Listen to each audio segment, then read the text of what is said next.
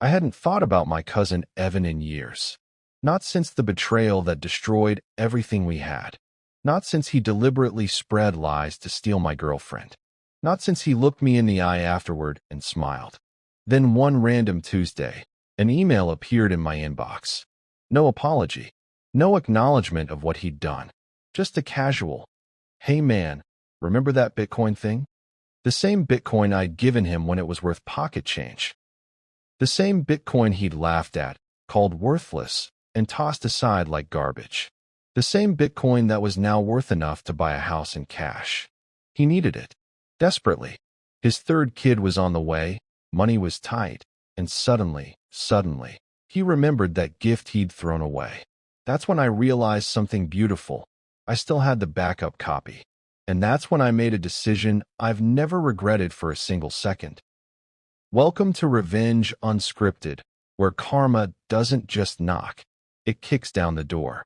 If this is your first time here, hit that subscribe button because we're diving into real stories of betrayal, consequences, and ice-cold revenge.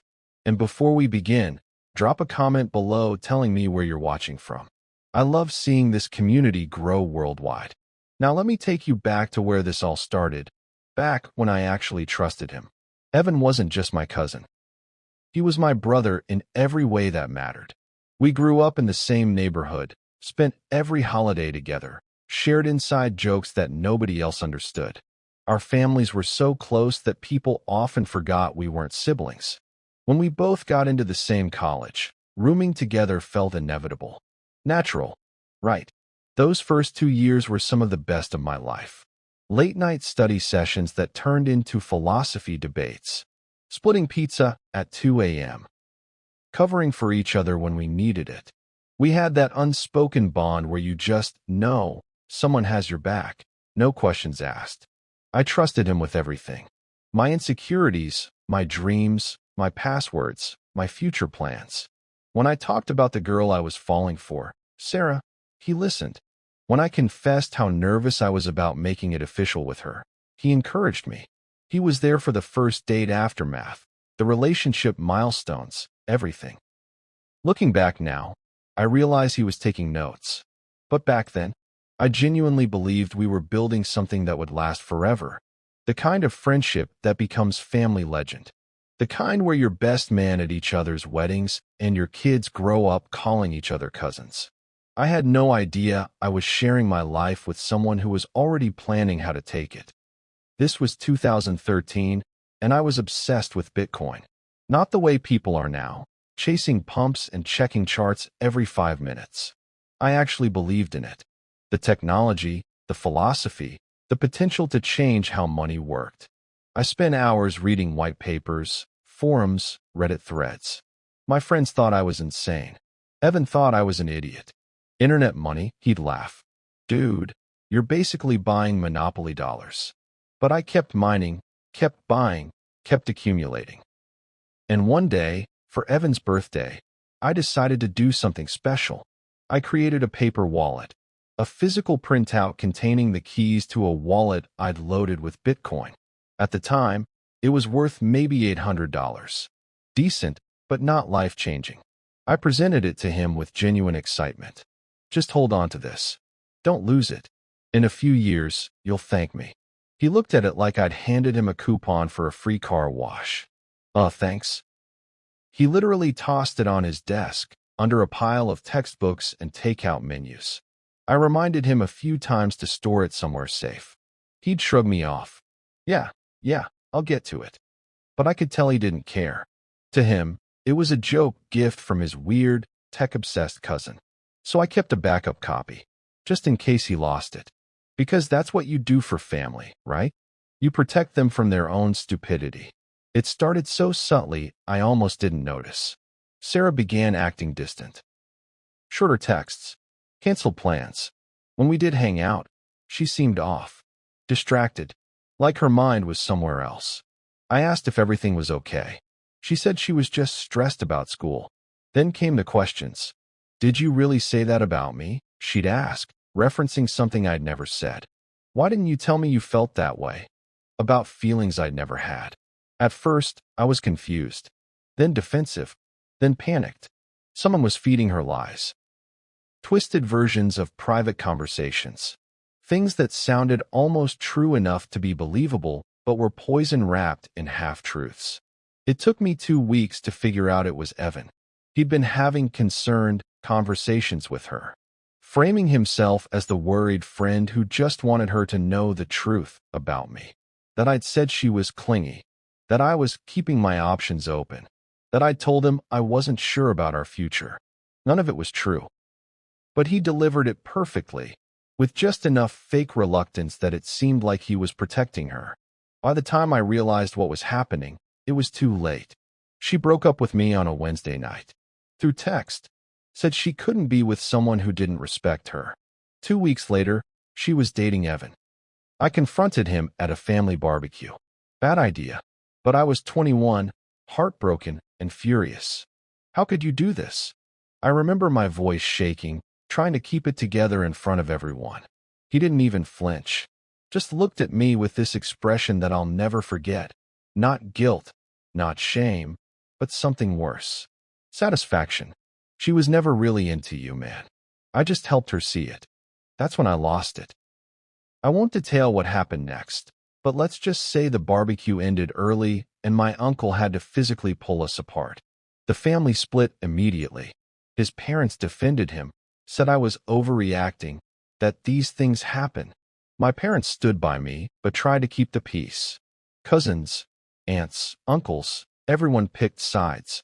Holiday gatherings became warfare. Eventually, they just stopped happening. The worst part? Evan didn't care.